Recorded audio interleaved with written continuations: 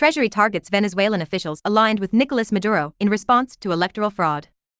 September 12, 2024. Washington. Today, the Department of the Treasury's Office of Foreign Assets Control, OFAC, designated 16 Maduro-aligned officials who obstructed a competitive and inclusive presidential election process in Venezuela and violated the civil and human rights of the people. The individuals sanctioned today pursuant to Executive Order, EO, 13,692, as amended, include leaders of the Maduro-aligned National Electoral Council, CNE, and the Supreme Tribunal of Justice, TSJ, who impeded a transparent electoral process and the release of accurate election results, as well as the military, intelligence, and government officials responsible for intensifying repression through intimidation, indiscriminate detentions, and censorship. The officials were appointed by Nicolas Maduro, whom OFAC sanctioned in 2017.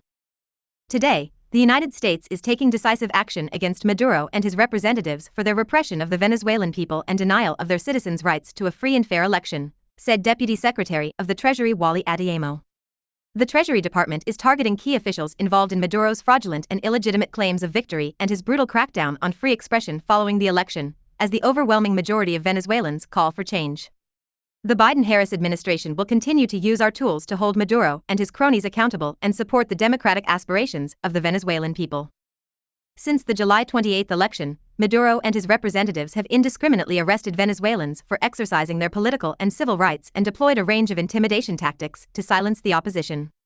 These acts, including the issuance of an arrest warrant for the successful presidential candidate, Edmundo González Urrutia González, which forced him to depart Venezuela to seek asylum in Spain. Concurrently, the Department of State imposed new visa restrictions under Presidential Proclamation 9931 on Maduro-aligned officials who have undermined the electoral process in Venezuela and are responsible for acts of repression.